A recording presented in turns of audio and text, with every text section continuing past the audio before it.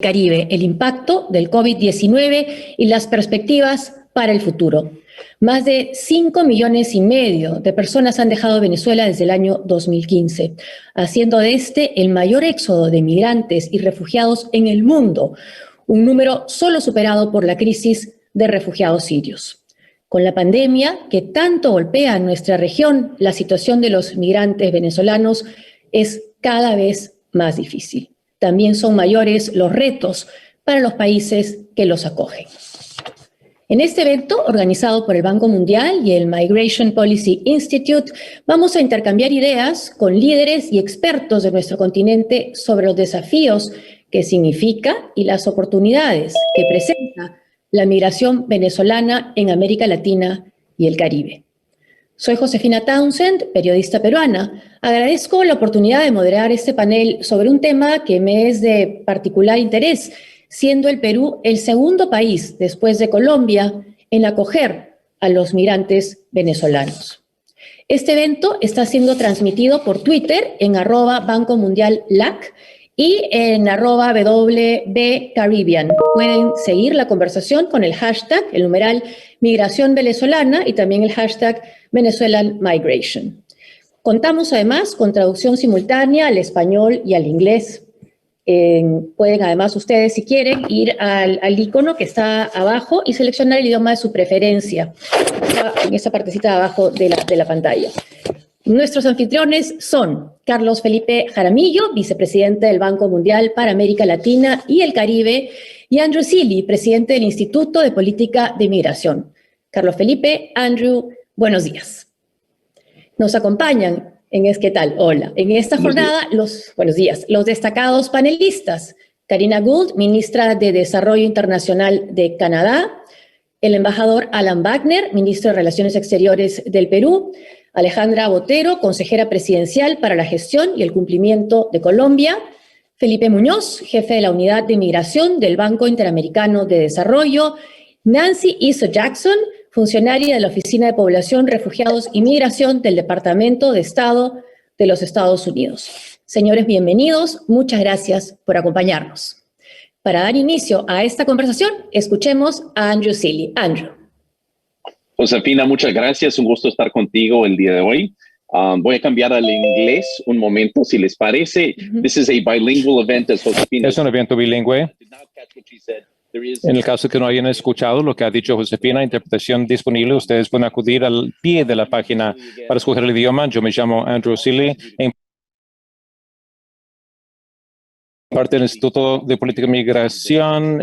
Me complace mucho darles la bienvenida al evento de hoy, la respuesta latinoamericana al éxodo venezolano, y nos complace mucho poder organizar el evento de hoy de parte del Grupo del Banco Mundial, conjuntamente con Carlos Jaramillo, y agradezco mis colegas, el señor Chávez, el administrador, y el señor Nixon, también administrador del evento. Agradezco a todos por hacer posible el evento de hoy. Como ha dicho Josefina, Latinoamérica y el Caribe es el lugar de el mayor éxodo en cualquier parte del mundo. El éxodo venezolano es de lejos el más grande, con más de 5,5 millones de personas. Hay otros países de Centroamérica, Cuba también, donde se ve un éxodo, y la región responde con una actitud bastante práctica al acoger a los inmigrantes, tratando de ver cómo brindarles estatus legal y cómo integrarlos a los migrantes en los sistemas de salud, en las escuelas, en la fuerza laboral. Esto en parte a consecuencia de las leyes existentes, acuerdos regionales de movilidad ya existentes. Gran parte de esto, sin embargo, es producto del esfuerzo de parte de autoridades públicas y sociedad civil que tratan de crear formas de asegurarse que las personas puedan ser acogidas e integradas en sus sociedades nuevas. Se parte de la comprensión de que esto es positivo a los migrantes y a las comunidades anfitrionas también, cuando a las personas se les acoge y se les integra. Esto es algo que se da de forma diferente en cada lugar, con respuestas diferentes. Hemos visto una respuesta en Latinoamérica y el Caribe bien diferente a lo que se ha visto en otras partes del mundo. También hemos visto agencias humanitarias, corporaciones internacionales, por ejemplo, trabajando en las necesidades inmediatas que las personas tienen al recibir a los venezolanos a los países que los acogen. Hay personas que carecen de condición legal. Esto se ve en Colombia. El gobierno colombiano actualmente está trabajando, tratando de regularizar a una cantidad ingente de personas. Otros países también, la República Dominicana, entre otros, que todavía lidian con cuestiones de acceso a la escuela, a la salud, a vivienda, al mercado laboral. Ahora nos enfrentamos a la cuestión de cómo pasar de esos desafíos inmediatos que han sido el enfoque de nuestra investigación, del Banco Mundial, de la sociedad civil, desde hace 5 años, cuando las personas recién empezaron a llegar. Ahora salimos de la primera fase, que fue importante, y entramos a la segunda fase. ¿Cómo integramos a los migrantes en el proceso de desarrollo para asegurarnos de que las personas al llegar puedan beneficiarlos a todos? Sabemos que la migración puede hacer crecer la fuerza laboral y el crecimiento económico de forma general, y principalmente cuando hay personas que vienen con altos niveles de competencias y habilidades. El éxodo venezolano, como muchos han dicho, traen consigo capital humano de altísimo nivel. Son personas altamente escolarizadas en comparación con otros grupos migratorios. Esto añade al conjunto de habilidades en la fuerza laboral, el mercado laboral. Entonces, ¿cómo podemos dar lugar a buenos resultados, viendo cuestiones como acceso al crédito, educación, otras áreas que no han sido objeto de nuestro enfoque en la primera fase? También hay desplazamientos enormes. Las personas entran a sociedades donde los sistemas de escuela, de vivienda, ya están bajo estrés, y se trata también de una fuerza laboral informal en gran medida. Tenemos que ver cómo hacer las inversiones en aquellas áreas que puedan ayudar a las personas a que tengan éxito, tanto a los migrantes como a las comunidades que los acogen, que todos puedan subir al mismo tiempo para generar buenos resultados en los servicios públicos que han estado bajo estrés en el pasado y aún más ahora con la migración, para elevar el servicio a otro nivel y aprovechar una oportunidad que esto nos brinda. Hablamos sobre esto en términos de que es un problema. Hace 4 o 5 años, Felipe Muñoz habla sobre la oportunidad que esto nos brinda. ¿Cómo lidiar con esas cuestiones? Ahora la nueva pregunta es cómo verlo como oportunidad para todos, no tan solo para los migrantes, sino las sociedades que los reciben. Pueden seguirnos en Twitter, y le devuelvo la palabra a Josefina Townsend, periodista de renombre en Perú. Nuestra conversación y presentar los desafíos y oportunidades que tenemos por delante. Y antes de empezar con este intercambio de ideas, escuchemos a las voces del éxodo.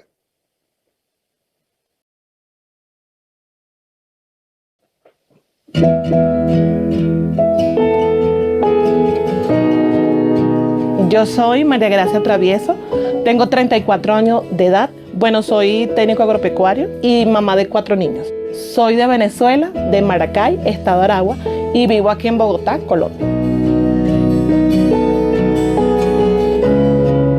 Salí sola con mis hijos. A última hora mi hermana, al ver la situación de desespero que yo tenía, decide acompañarme. Y uno de los desafíos más grandes fue poder conseguir empleo. En el área donde yo trabajaba, imposible porque estoy ilegal, no tengo papeles.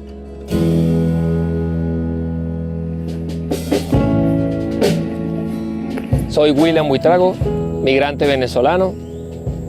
Llegué a Ecuador hace 3 años y medio. Soy entrenador internacional de voleibol y jugador de voleibol. Cuando decidimos emigrar aquí a Ecuador, no quisieron entregarnos los papeles de nuestros niños en las escuelas. Cuando fuimos a ingresarlos en los colegios aquí en Ecuador, nos pedían esos requisitos, esos documentos, y se hacía muy difícil, y fue hasta conseguir un amigo que tenía un colegio privado y allí fue donde pudimos accesar a la educación de los niños. Yo soy Eutimio José Pacheco Brito. Llegué al Perú hace 3 años y medio. Mi esposa dice que hay que pagar el precio de la migración y lo hemos pagado y cuesta. Que primero no te conocen como profesional y hay mucha desconfianza. El tener que hacer más horas de trabajo que de repente otro que habitualmente tiene un contrato. El precio de la inestabilidad laboral.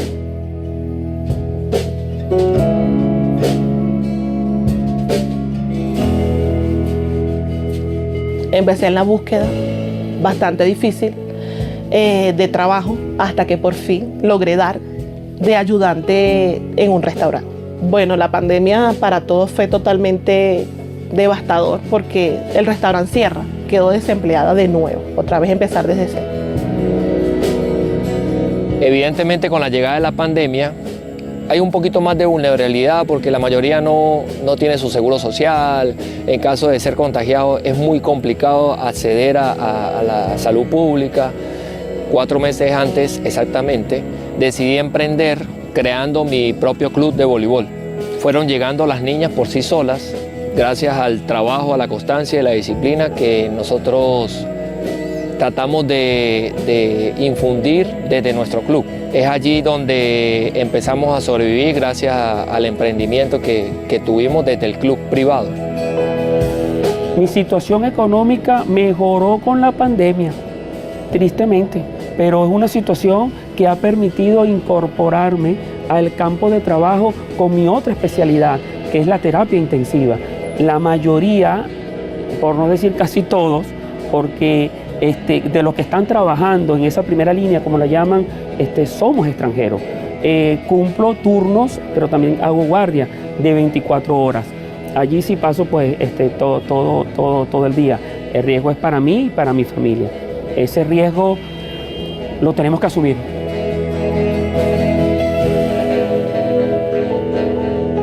La migración trae como mejora conocimientos, crecimiento en el área de todas las personas que vienen aquí. La distinción de los que venimos de Venezuela es que somos atrevidos, somos capaces de hacer cualquier cosa. Los migrantes venezolanos tenemos mucho que aportar. Podemos enseñar nuestras culturas, entrelazarlas juntos y de ahí comernos el mundo. Son historias que conmueven, que al mismo tiempo nos inspiran para conversar. These stories inspire. Now we're going to talk with our panelists about the Venezuelan exodus in Latin America and the impact of COVID-19 and outlook for the future. Let's now listen to the outlook of the IDB with Felipe Muñoz. Felipe, our region is one of the regions that has suffered the most with COVID-19, and the pandemic has affected the most vulnerable in a disproportionate way. We've heard some of the voices of the exodus here. What is the situation of migrants in our region? Josefina, muchísimas gracias y primero que todo un agradecimiento por haber invitado al Banco Interamericano de Desarrollo y a su unidad de migración a este panel de tanto nivel.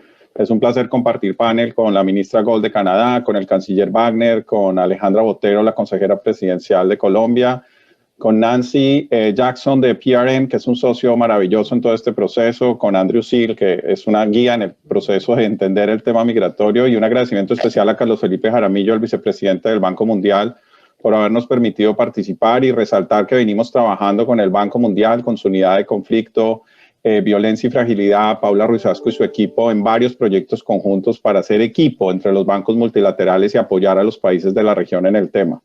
No quiero repetir lo que ha dicho Andrew, hoy son 5.7 millones de venezolanos los que están en el exilio, más de 16% de la población del que en su momento fue el país más rico de la región. Y esto ha originado una situación que tiene por lo menos 4 características. La primera es una migración multidimensional, es decir, es una migración que tiene muchas causas, pero obviamente también tiene muchos efectos en los países a donde llegan. Es de flujos mixtos, es decir, hubo varios periodos de migración, no es la migración de Venezuela, empezó hace varios años y primero llegaron unas personas que tenían muchísimas capacidades, incluso llegaron personas inversionistas. Yo creo que solo caracterizar a la migración venezolana por lo que hemos visto en los últimos flujos no es justo, es una población mixta. Además, se ha ubicado en muchísimos países de la región y a pesar de que, digamos, los países andinos han recibido el mayor número, siendo Colombia el principal receptor, después Perú, después Ecuador y Chile, Brasil, hay también países del Caribe donde en porcentaje a su población la migración venezolana, como islas como Aruba, Curazao, puede superar el 15% de la población. Es decir que es un reto regional y es un reto además súbito, porque esto se ha dado en menos de 4 años. Creo que esas características las hacen únicas y por eso las recetas que hay para tratar este tipo de temas nos sirvieron y nos tocó ser innovadores y le ha tocado ser a los países receptores innovadores en este proceso. Pero la pregunta se refiere a qué ha pasado además con el COVID y lo acaban de decir los migrantes con las voces desde el éxodo. Lo que pasó en una situación que ya era compleja para los países, que era difícil para los migrantes, fue el agravamiento de muchas de las situaciones. Y mencionaré 5 de manera muy rápida, con evidencia que hemos recogido en la región. La primera es que obviamente los cierres de frontera por los temas sanitarios han afectado los procesos de movilidad y han llevado a muchas de estas personas migrantes a tener que recurrir a pasos irregulares, que a su vez han aumentado el tema de tráfico de migrantes y riesgos para los viajes en ellos. Esto está documentado por estudios como el que hizo la OEA, que presentó recientemente, y los esfuerzos que ha venido haciendo David Smolansky, el secretario general, o por esfuerzos como de la Interpol, que han mostrado incrementos en ese proceso. Desafortunadamente, además, el confinamiento mostró también incrementos en violencia doméstica o violencia basada en género. Las cifras que tenemos muestran incrementos en ese proceso en general para todas las mujeres de la región y también en particular para la población femenina migrante venezolana. Lo muestra y lo ha atestiguado el proyecto Migración Venezuela con un informe donde nos da unas cifras que se aumentaron los procesos de denuncia dentro de esta población. Y obviamente también ha habido unas afectaciones en los temas de salud, no solo porque obviamente también hacen parte de las víctimas en el tema de COVID, sino en su proceso de salud mental que a veces no se habla. OIM, la Organización de Migraciones, en junio del 2020 hizo una encuesta en varios países de la región y 6 de cada 10 migrantes decían haberse afectado de manera compleja en su salud mental en Centroamérica y México con los incrementos y los procesos de detención del COVID. Sobre el tema de empleo, el mismo Observatorio Laboral del Banco Interamericano ha hablado de los más de 15 millones de empleos que se han perdido en 11 países de América Latina y la OIT nos ha indicado cómo muchos de esos empleos además o de oficios o de circunstancias laborales se han dado en el sector informal donde mayoritariamente estaban los migrantes. Y es así como la segunda encuesta regional de migrantes y refugiados que ha hecho el equipo de Equilibrium Senda en el Perú ha mostrado que casi 1 de cada 4 reportó haber perdido el empleo. No estoy diciendo que esto no sea para toda la población. Esto ha sido una circunstancia muy crítica para América Latina. Simplemente estoy indicando que esta población ha tenido una afectación adicional en el proceso. Por ejemplo, en el proceso de desalojos, como se presentaron en cierto momento en Bogotá o en Montevideo, de inseguridad alimentaria, como lo ha reportado el Programa Mundial de Alimentos, y obviamente de disminución de sus ingresos. Y algo más para finalizar de incremento en la xenofobia. El observatorio, el laboratorio de percepción y migración que tenemos en el banco y con otras herramientas de medición de redes sociales han mostrado cómo ha incrementado hasta en un 70% conversaciones xenofóbicas relacionadas con el COVID en los países donde hay migración venezolana.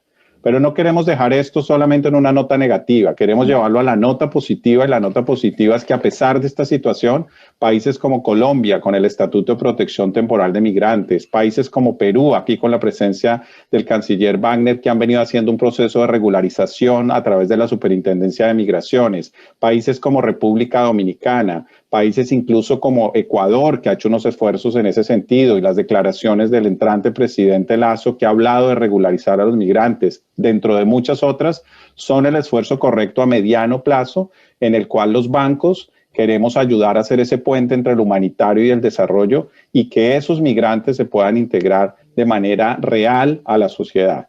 El tema no es fácil. Esto tiene costos y es todavía hoy la crisis menos financiada del mundo en comparación. Estudios de Brookings de Dani Bajar lo demuestran que el porcentaje que se recibe por migrante venezolano con respecto a otras crisis internacionales es 10 veces menos y por ello seguir acudiendo a la generosa contribución de la cooperación internacional de los donantes, pero también de los bancos de desarrollo, que con el Banco Mundial somos ese puente entre lo humanitario y el desarrollo para que los países puedan aprovechar el bono migrante. Sé que en una situación como esta, tan compleja que vive la región, con el COVID, con los procesos sociales, es difícil hablar de esto, pero queremos repetir que la idea no es hacer políticas para los migrantes, sino incluir a los migrantes en las políticas sociales del desarrollo inclusivo de los países con COVID. Hay evidencia de que esto sirve, es lo éticamente adecuado, lo socialmente necesario, pero además es lo económicamente deseable. Y esa evidencia y ese apoyo lo damos a través de los bancos como parte de estos actores de convertir esta crisis en una oportunidad. Gracias, Josefina. Gracias, Felipe. Carlos Felipe, en medio de esta crisis tan la menos financiada proporcionalmente, como acaba de decir Felipe, y todo esto con la crisis sanitaria y económica, los reclamos tan urgentes y tan dramáticos de la población, ¿cómo pueden hacer los países para seguir trabajando en la integración de los migrantes y refugiados? ¿Cómo presentarlo también esto ante la opinión pública, ¿no? En medio de esta situación tan difícil? ¿Y cuál debe ser el rol de las instituciones para el desarrollo? Y también, ¿por qué es tan necesaria esta ayuda, que se incremente la ayuda de la comunidad internacional? Thank you, Josefina. Thank you for that question. Gracias, Josefina, por la pregunta y gracias por estar en este evento tan importante. Empiezo con la última pregunta. ¿Por qué es que el mundo tiene que ayudar? Y yo creo que es sencillo. El costo de ser anfitriones de migrantes es muy alto. Familias que llevan sin nada y precisando asistencia humanitaria. Es necesario ayuda para encontrarles refugios, para encontrar escuelas para sus niños, servicios de salud para la familia, apoyo temporario y van a precisar de una oportunidad para tener empleos y transformarse en miembros activos de la nueva sociedad. En Colombia, calculamos de manera conservadora de que regularizar a los migrantes y la extensión de servicios públicos a los migrantes le cuesta al gobierno entre 0,5 y 0,4 y 0,5 del PIB por año, una suma considerable. Estos países anfitriones están ofreciendo un bien público global. Tenemos que agradecerles por estar dispuestos a pagar estos costos, pero claramente la comunidad financiera internacional ha apoyado, sí, pero me parece, como dijo Felipe, ha sido modesta. Esta ayuda es una fracción del apoyo que se ha dado a otras crisis de migración. Él habló de la crisis de refugiados de Siria. Por refugiado, el apoyo externo fue 10 veces más de lo que se dio a los migrantes venezolanos. Por eso es que estamos apelando a la comunidad internacional para que aumente su apoyo a esta causa. Josefina preguntó también por qué es que los países deben acelerar y ayudar a integrar estos migrantes. Y claro, es porque hay algo positivo en todo esto. Cuanto más se queda el emigrante después de la fase inicial, más pueden contribuir al país sede. Por eso es tan importante tener políticas y programas que promuevan y aceleren la integración social y económica de estos migrantes. En Colombia, calculamos que la implementación efectiva de estas políticas puede contribuir a 1% casi del crecimiento del PIB a plazo medio y largo, ya que los migrantes contribuyen a la economía, son más autosuficientes, exigen más bienes, servicios, son más independientes, pagan impuestos y pueden dinamizar economías locales y llevar a mayor crecimiento para la economía. Y me pregunta finalmente cuál es el papel de instituciones internacionales como el Banco Mundial y el Banco Interamericano de Desarrollo. Somos de verdad el puente entre la respuesta humanitaria a corto plazo o a más corta y el desarrollo necesario. hemos sido muy activos en este sector, en los países que reciben a los migrantes. Les doy un par de ejemplos. Apoyamos a los gobiernos de Colombia, Ecuador y Perú a entender mejor los desafíos a corto plazo y las ganancias a largo plazo de este éxodo y desarrollar estrategias para enfrentarlos. Hemos trabajado con Canadá, que ha sido gran socio en este esfuerzo. Apoyamos al gobierno de Colombia para enfrentar algunos de los desafíos con políticas específicas y programas locales. Y finalmente,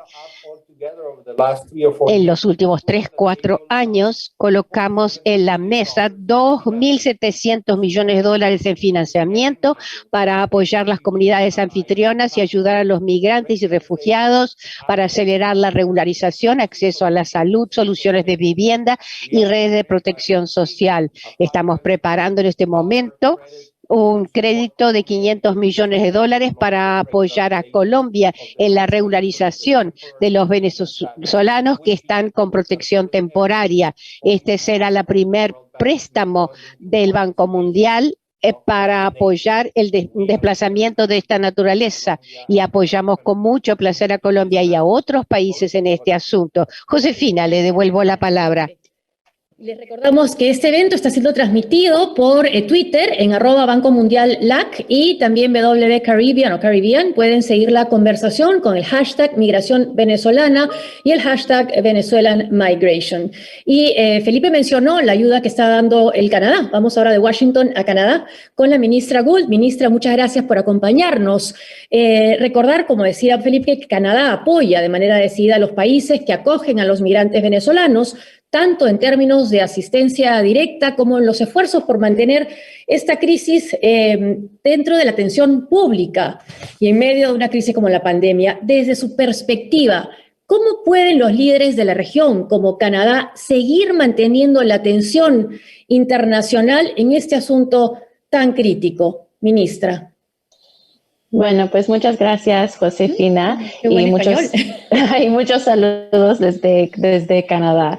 I'm very grateful for the question. Agradezco la pregunta, agradezco al Banco Mundial por la oportunidad de concientizar sobre la situación terrible que vemos en América Latina y el Caribe. Con orgullo vamos a celebrar el 17 de junio la próxima conferencia para migrantes con la ONU y el Organismo Internacional para Migrantes. 4 focos tendrá esta conferencia: enfatizar los esfuerzos hechos por todos, incluyendo países anfitriones y comunidades, concientizar a la comunidad mundial sobre oportunidades claves y oportunidades para mujeres, niñas y niños, movilizar recursos adicionales, incluyendo instituciones multilaterales como el Banco Mundial y el Banco Interamericano de Desarrollo, y 4, asegurar que se mantenga la atención y que se cumplan los compromisos en el futuro. Mi mensaje hoy es un llamado a la acción. Llamo a los países donantes y a los nuevos donantes a que contribuyan con apoyo a los migrantes venezolanos y sus comunidades y las comunidades que los reciben. También es un pedido por solidaridad internacional. Reconozco el contexto difícil de la pandemia para todos los países, incluyendo países donantes. Cruel como ha sido la pandemia, refugiados y migrantes, y sobre todo mujeres y niños, tienen un peso desproporcional de este sufrimiento. Guiados por una asistencia internacional, Canadá se asegura de que se agrega un foco intergeneracional y de género, con caminos de migración seguros, apoyo social, incluso para individuos LGBTQ, comunidades indígenas, mujeres, niñas, facilitando acceso a servicios de salud, empleo y empresariado. Los refugiados y migrantes venezolanos tienen una situación terrible. La mitad no tienen suficiente comida. 80 a 90% perdieron su fuente de ingreso. 1 de 4 niños están separados de los niños. Mujeres y niñas enfrentan desafíos terribles como violencia basada en género y falta de acceso a servicios sexuales y reproductivos. Las comunidades anfitrionas han mostrado liderazgo al responder a sus necesidades. Esto incluye esfuerzos para regularizar regularizar la situación de los migrantes y ayudarlos a tener acceso al mercado de trabajo y servicios básicos, como salud, educación y vacunas contra la COVID, lo que ayuda a los venezolanos a construir un mejor futuro para ellos y para su familia, contribuyendo también para un mejor futuro para las comunidades que los reciben y la región como un todo. El apoyo de la comunidad internacional no es suficiente. El año pasado solo se recibió la mitad del monto necesario para apoyar a las personas necesitadas, para apoyo básico como agua, nutrición y refugio. Esto solo empieza a cubrir los costos esperados para largo plazo, como la integración. Canadá está apoyando que el Banco Mundial apoye Colombia y Ecuador en su respuesta a la crisis con su fondo concesional, con asistencia técnica para fortalecer la capacidad y promover soluciones de largo plazo a las políticas de migración. Este tipo de iniciativa muestra cómo la solidaridad internacional y con financiamiento podemos tener un impacto ahora, pero la comunidad global tiene que hacer más en términos de financiamiento y los países donantes. Les agradecemos porque juntos podemos ayudar a millones de migrantes para que puedan con esperanza tener un futuro mejor. Gracias y espero verlos en junio y agradezco mucho al Banco Mundial y a todos los que organizaron la conversación de hoy tan importante. Gracias. Muchas gracias por este llamado a la acción de toda la comunidad internacional. Y vamos de Canadá, pasamos al Perú con el embajador Alan Wagner. Embajador, muchas gracias por acompañarnos. El Perú ha integrado a los migrantes venezolanos en el sistema de salud y también en el proceso de vacunación. ¿Qué rol está jugando la migración venezolana en la lucha contra la pandemia? Muchas gracias por la pregunta y quisiera iniciar mi intervención agradeciendo al Migration Policy Institute y al Banco Mundial por su invitación a este evento que aborda un tema de suma importancia.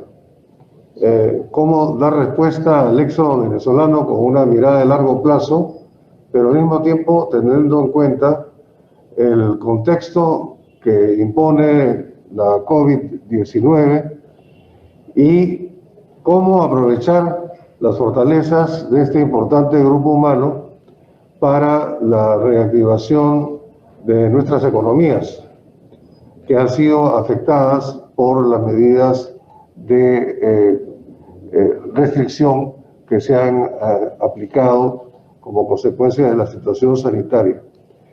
Los felicito pues por esta iniciativa y les agradezco. Quisiera también saludar al distinguido panel con el cual comparto esta conversación y especialmente a nuestra moderadora, mi querida amiga Josefina Townsend. Bien, como se ha indicado, el éxodo masivo e inédito de ciudadanos venezolanos constituye una crisis regional con proyección global y viene exigiendo un importante esfuerzo a los países de acogida. Se trata, como ya se ha mencionado, de la segunda crisis migratoria más importante en el mundo, con más de 5 millones de personas desplazadas. El Perú, desde sus manifestaciones iniciales, dio muestras de su tradicional solidaridad y respeto a los derechos humanos, habiendo recibido a la fecha más de 1 millón de venezolanos, convirtiéndose así en el segundo país de acogida en la región y el mayor receptor de solicitudes de refugio de ciudadanos venezolanos en el mundo. Este impacto en el Perú se percibe en todos los ámbitos. Su presencia ha significado el incremento de la población total peruana en alrededor del 3%, planteando a nuestros servicios públicos retos no previstos acrecentados por la pandemia que sufrimos. En ese contexto, si bien de una parte debemos prevenir una migración que exceda la capacidad de nuestros servicios, de la otra debemos lograr que esta presencia migratoria se integre adecuadamente a nuestra sociedad, participe en nuestro aparato productivo y goce de acceso a la salud, a la educación, entre otros servicios.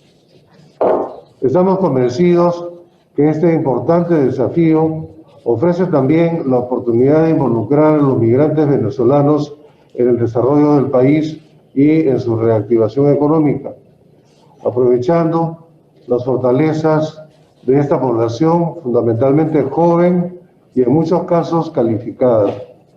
Según el Banco Mundial, el 57% de las personas venezolanas en edad de trabajar en el Perú cuenta con algún tipo de estudios superiores y la mitad completó estudios universitarios. Con ese objetivo, el Perú adoptó importantes medidas que han coadyuvado en el proceso de integrar este colectivo en la necesaria protección que deben gozar. Así, al inicio del fenómeno, el Perú impulsó un proceso de otorgamiento del llamado permiso temporal de permanencia, concediendo en el año 2018 un estatus migratorio legal a 477,000 personas. En un segundo momento, en octubre de 2020, se dictaron medidas especiales, excepcionales y temporales para continuar con la regularización migratoria, esto a cargo de la Superintendencia Nacional de Migraciones, generando un proceso de preinscripción virtual al que han accedido otras 350,000 personas. Este proceso ha permitido el ingreso de toda la población migrante al Padrón Nacional de Vacunación Universal desde sus primeras etapas. Todos están siendo vacunados dentro de las categorías establecidas por edad en el Plan Nacional de Vacunación. De otro lado, hemos incorporado a profesionales de la salud venezolanos en la respuesta a la COVID-19, permitiéndoles ser parte del servicio COVID especial llamado Servicer. Para ello, se aprobaron excepciones provisionales que permiten que los graduados y titulados extranjeros en ciencias de la salud puedan prestar servicios presenciales en los centros de salud pública. En el plano regional, el Perú ocupa este año la presidencia pro tempore del proceso de Quito, esquema creado en septiembre de 2018 para canalizar los esfuerzos regionales en respuesta a la crisis migratoria venezolana. Nuestra presidencia prioriza 4 áreas claves. En primer lugar, la inserción socioeconómica. En segundo lugar, la atención en salud con énfasis en la COVID-19. En tercer lugar, la migración y refugio. Y en cuarto lugar, la cooperación como un elemento transversal. Venimos gestando, además, una hoja de ruta para la vacunación de la población migrante, incluyendo medidas para el cuidado de su salud mental. En ese afán, resulta indispensable el concurso de la comunidad internacional, pues el fenómeno migratorio no solo es un desafío para los países de acogida, sino un reto global y demanda de una cooperación humanitaria cada vez más eficiente. En ese contexto, el próximo 17 de junio, como ha señalado la ministra canadiense, se realizará la segunda edición de la Conferencia de Donantes en solidaridad con los refugiados y migrantes venezolanos, auspiciada por Canadá, con la participación de ACNUR y de la OIM. El Perú promueve que los recursos que puedan obtenerse a favor de estos ciudadanos deben encontrarse alineados con las políticas nacionales y estrategias priorizadas por los países de acogida y en proporción a la magnitud que representa esta crisis de migrantes y refugiados. Hacemos votos para que la conferencia de donantes contribuya eficazmente a esos objetivos y confiamos en el liderazgo de Canadá en ese sentido. Muchas gracias. Gracias, embajador Wagner. Y bueno, saber que se está tomando además en cuenta a nivel regional el tema de la salud mental, además de la vacunación, algo que quizás no siempre se habla cuando se habla de la crisis de los migrantes y refugiados venezolanos. Vamos ahora del Perú a Colombia, el país que más migrantes y refugiados ha recibido desde Venezuela. Nos acompaña Alejandra Botero. Colombia, señora Botero, recientemente hizo una apuesta audaz hacia la regularización e integración a largo plazo de los venezolanos con la aprobación del Estatuto Temporal de Protección para Venezolanos. ¿Podría describirnos el alcance de esta iniciativa? ¿Cuáles fueron las razones para tomarla y cuáles cree que pueden ser algunos de los obstáculos o retos para implementarla? Muchas gracias, Josefina. Yo quisiera comenzar también por agradecer al Migration Policy Institute, al Banco Mundial, por este espacio tan importante para poder darle la relevancia y poder compartir las experiencias que hemos tenido todos los acá presentes, y es un gusto estar con un panel tan destacado. Tú mencionabas un poco pues cuál es la situación que encontramos y cuál fue la motivación detrás de desarrollar este instrumento de estatus temporal de protección. Pues yo quisiera comenzar por el tamaño de la frontera que tenemos entre Colombia y Venezuela. Entre Colombia y Venezuela tenemos casi 2.220 kilómetros de frontera. Entonces, aunque tratáramos de cubrir toda la frontera, físicamente no podemos. Es una situación donde tenemos no solo compartimos historia, no solo compartimos cultura, no solo compartimos, sino que también tenemos una frontera gigantesca y muy porosa. Entonces, como nos contaba Felipe, pues tenemos ya casi 6 millones de venezolanos que han salido de su país. En este momento en Colombia tenemos 1.8 millones, de los cuales 800.000 tienen un permiso formal de trabajo, de visa, y casi 1 millón son irregulares. Cuando entró el presidente Duque, cuando entramos a este gobierno, la situación estaba muy complicada, pero no era así de drástica. En enero del 2019 teníamos 800.000, casi 800.000 regulares y 400.000 irregulares. Y ahorita, enero del 2021, contamos con 800.000 regulares y más de 1 millón de irregulares. ¿Eso qué nos dice? Pues que los instrumentos que teníamos en este momento no están siendo deficientes, porque los que están creciendo es la población irregular. Entonces, ¿cuál es nuestra motivación para sacar adelante este permiso? Primero, pues es un gesto de solidaridad. Como te decía, pues somos hermanos, compartimos cultura. El presidente Duque, desde que era senador de la República, siempre estaba hablando de buscar instrumentos donde pudiéramos incorporar de una forma regular a nuestros hermanos. La situación en Venezuela se ha continuado de complicar. Y también hay un tema donde hay un costo de no tomar decisiones. Y es un costo que de todas maneras le puede pasar a los países donde la irregularización o pues la migración va a continuar. Primero, pues es un tema de explotación irregular, por decir así, o ilegal del trabajo. Los migrantes que vienen son migrantes que vienen con hambre, son migrantes que están trayendo a sus familias, son migrantes que tienen que tienen una responsabilidad o tienen un fin de poder apoyar a sus familias en Venezuela, y por supuesto pues están dispuestos a trabajar de repente trabajos que colombianos honestamente no lo harían por el sueldo que les están ofreciendo, y eso es algo que sucede. Que por supuesto termina alimentando la discriminación, terminan alimentando la xenofobia, y es una situación que se exacerba con un problema, digamos, como el que estamos hablando ahorita, de la situación económica post-pandemia en la que nos encontramos. Adicionalmente, hay problemas muy graves pues, de vulnerabilidad y de derechos humanos. El 53% de los hogares que tienen venezolanos, pues de los hogares venezolanos tienen mujeres a la cabeza. Hay problemas muy complicados de tráfico de niños, hay problemas complicados de tráfico de derechos humanos, y si no tenemos una identificación de los migrantes, no tenemos forma de poder ayudarlos. Eso también, digamos, en el caso aún de seguridad y de poder tener una debida judicialización. El millón de venezolanos que se encuentran ahorita irregulares en Colombia, pues al no tener un registro de cómo están, dónde están viviendo, ni podemos ayudarlos, ni también en términos de seguridad y protección, Colombia puede, digamos, apoyar a la situación completa.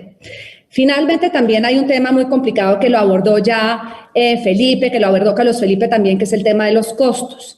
En el caso de Colombia, los venezolanos irregulares pueden acceder al esquema de salud por emergencia.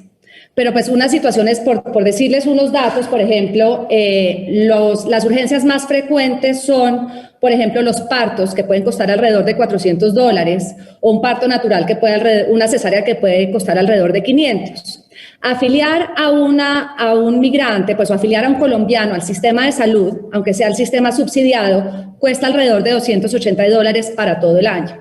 Entonces es muchísimo más costoso para el sistema de salud en este momento tener una carga de personas que entran por emergencia versus incorporados al sistema de salud, aunque sea el sistema subsidiado, que es el que entran cuando no tienen en un momento un trabajo o una situación regular. ¿Qué es lo que hace innovador este estatus de temporal de protección? Pues primero que todo, permite que los migrantes, quienes accedan a este permiso, puedan permanecer en Colombia por más de 10 años. Este hecho fue un tema que estuvo muy debatido y Felipe también pues, ha participado en esas conversaciones porque 10 años es un tiempo muy largo, pero lo que queríamos era poder permitir, digamos, o dar ese mensaje de que esta es una acogida a largo plazo. Y de esa forma, la búsqueda de trabajo, la reactivación económica, la incorporación en los colegios y los otros sistemas del gobierno se puede hacer de una forma más tranquila, más pausada. Segundo, permite y facilita el tránsito hacia el régimen de una visa o hacia la ciudadanía, si eso es lo que están buscando. Permite que los migrantes irregulares que han estado en Colombia hasta el 31 de febrero de este año puedan acceder al sistema. No es solamente los que están a futuro, sino los que han estado en este momento, aunque estén de forma irregular. Y para los que entran de forma regular por los próximos 2 años, también tienen derecho a poder acceder al estatus temporal de protección. Adicionalmente, introduce una identificación con información biométrica, facial y segura que nos permite tener ese registro completo para poder, digamos, entender cuáles son las características y cómo poder apoyar a esta población.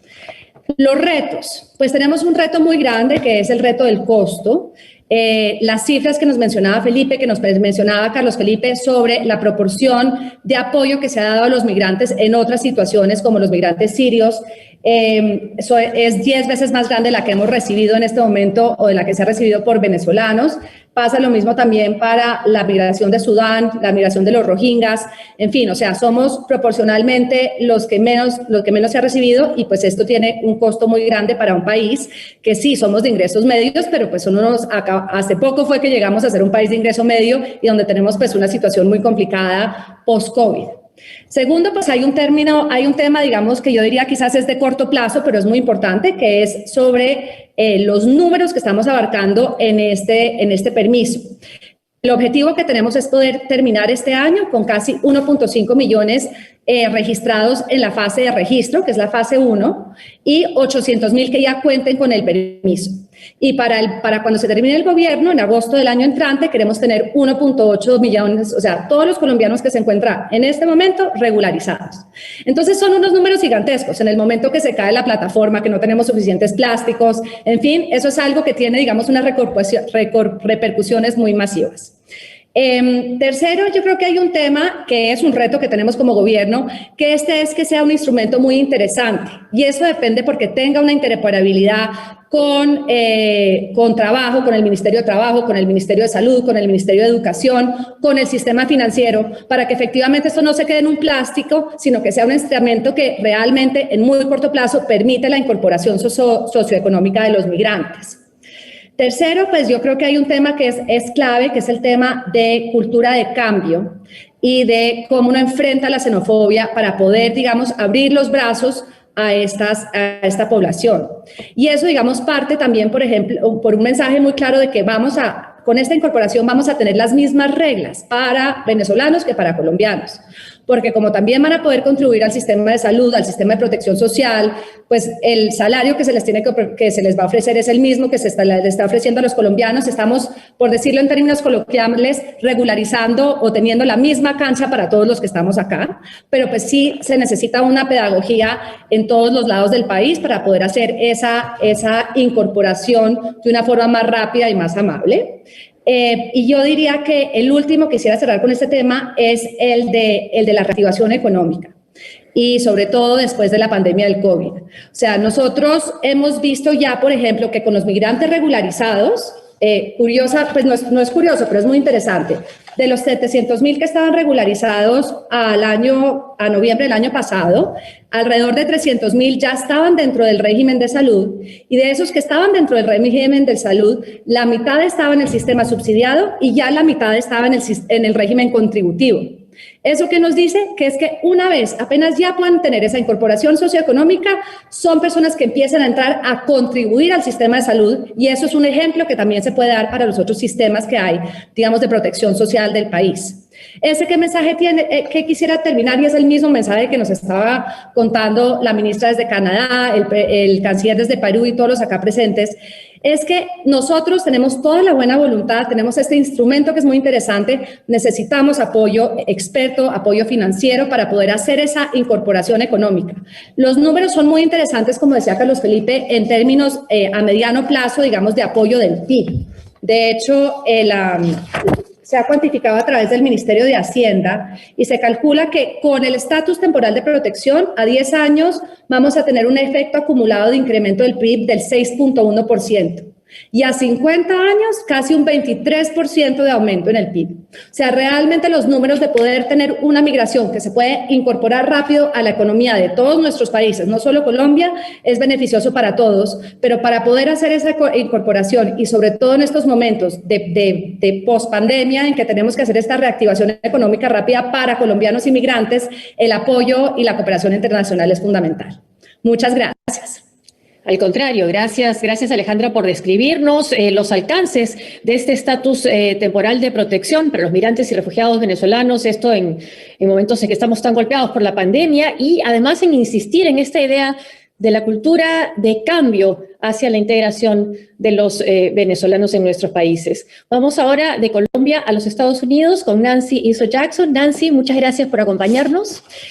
Estados Unidos ha apoyado mucho la ayuda humanitaria a los venezolanos en los países que los han acogido. The U.S. has helped apoyando la integración social y la integración económica de estos migrantes. Nancy.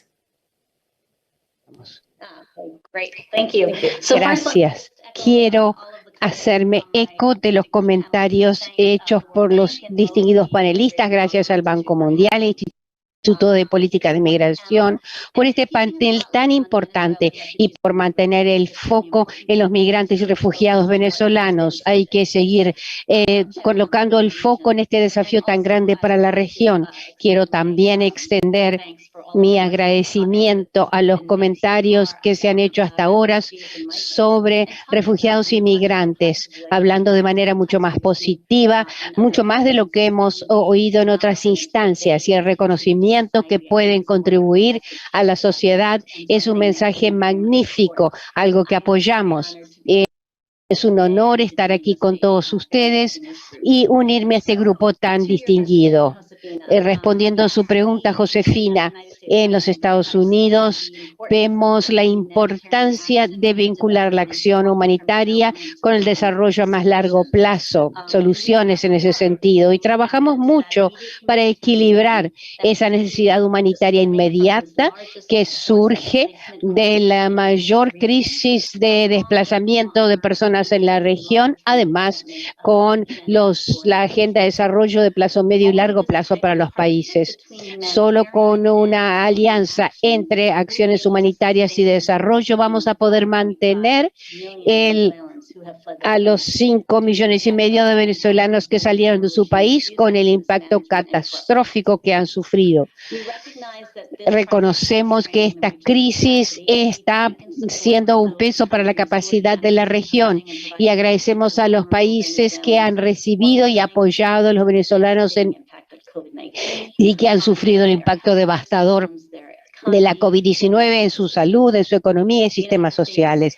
Los Estados Unidos está comprometido a apoyar a los países que reciben refugiados en la región en la medida que dan protección y servicios esenciales a los venezolanos. Las necesidades de medio y largo plazo de esta población, mis colegas aquí y yo trabajamos estrechamente con nuestro equipo en la Agencia para Desarrollo Internacional, la USAID, para crear autonomía entre los refugiados con capacitación en empresas, capacitación de trabajo, luchar contra la xenofobia y dando acceso a la salud, educación y servicios financieros o ayudando a que lo obtengan. Subyacente a este enfoque está nuestro compromiso con coherencia de alivio y desarrollo, que es lo que me refería, al coordinar y asegurar que haya complementariedad entre la ayuda humanitaria y los esfuerzos para el desarrollo. Podemos promover dignidad, autonomía para los migrantes y refugiados y también permitirles que contribuyan a las economías locales, como nos han mostrado los panelistas. Por ejemplo, del punto de vista de los Estados Unidos, a través de nuestros aliados y de la USAID, apoyamos a profesionales de la salud de Venezuela que están en Perú a que validen sus diplomas y se registren para trabajar en hospitales y salvar vidas. Lo vimos esto al inicio de la sesión con el video que mostraba uno de los venezolanos que fue entrevistado el año pasado. Hasta el año pasado, 3.000 cirujanos, enfermeras y otros especialistas fueron acreditados a través del programa, lo que les permite trabajar y contribuir a los esfuerzos del Perú para luchar contra la COVID-19. Apoyamos también los esfuerzos del Banco Mundial para enfrentar las implicaciones del desplazamiento forzado con el Fondo de Financiamiento Concesional, GFFC. Ha cambiado mucho todo, ha colocado este tema en la agenda de desarrollo a largo plazo y es un ejemplo concreto de coherencia entre ayuda y apoyo económico. En el contexto de Venezuela, los Estados Unidos han contribuido con 28 millones de dólares a través del GCFF con programas para vivienda, para refugiados y migrantes vulnerables en Colombia. Y como ya se mencionó en el panel, el gobierno de Colombia el 8 de febrero anunció que iba a dar situación de protección a 1.700.000 venezolanos. No es fácil tomar los pasos necesarios, pero esto está basado en los valores que compartimos, permitiendo que las familias reinicien sus vidas y contribuyan a la sociedad nuevamente.